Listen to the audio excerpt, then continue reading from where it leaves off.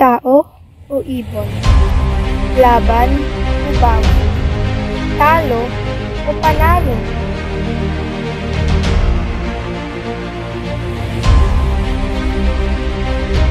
Sa buhay, madalas nating bigyang diin ang mga bagay na hindi natin inaasahang gawin.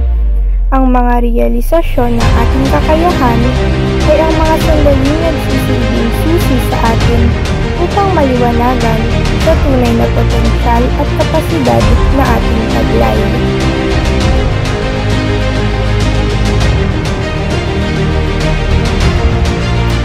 Ang pagkilala sa ating sarili bilang mga individual na may natatanging mga kakayahan. Sa mundong umiikot na puno ng komparasyon at paligsahan, madalas natin kinukumpara ang ating sarili sa iba. Ngunit, sa pag-andar ng oras, malalaman natin na bawat isa sa atin ay may espesyal na kahalagahan at kaalaman na naiiba sa karamihan. Kapag natutuklasan natin ang ating natatanging kakayahan, nagiging malaya tayong maglakbay sa sarili nating landas at hindi na umasa sa pag-aproba o pagkilala ng iba.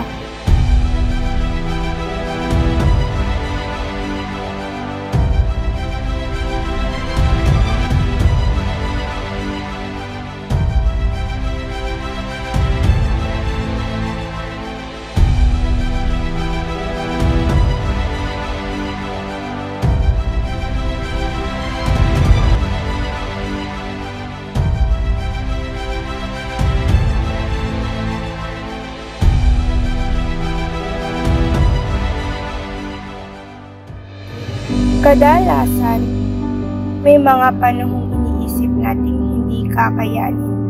Ngunit, ang katotohanan ay kailangan lang natin ng tiwala at lakas ng loob para sa sarili. May mga taglay tayong talento na kinakailangan natin payabungin. Marami mang hadlang, ngunit kailangan natin itong harapin. Kaya, tayo na't lumaban at lumipas.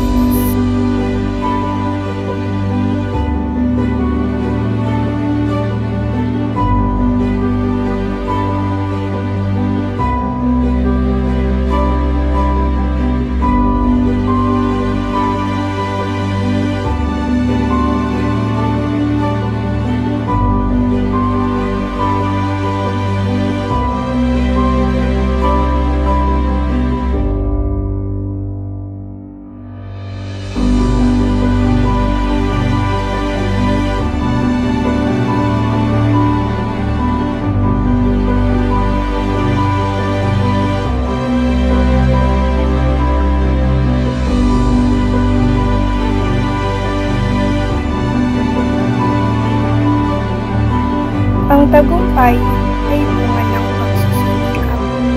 Pagsusunikap na baguhin ang sarili para sa pag-unlad. Ang pag-unlad ng sarili ay pintuan at daan tungo sa pag-unlad ng lipunan na kinakailangan.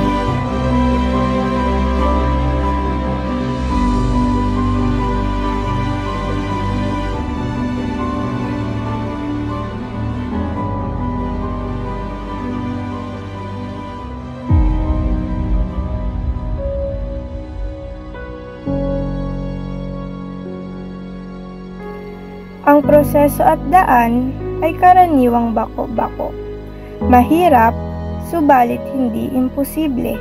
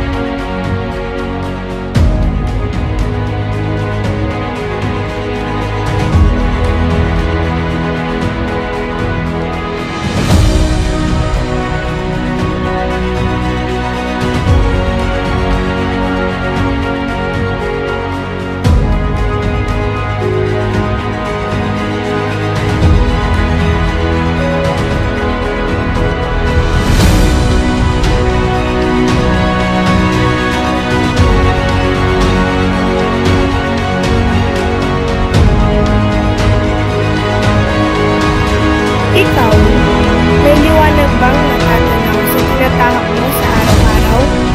Ano nga ba ang kapatid ng iyong talento at kakayahan?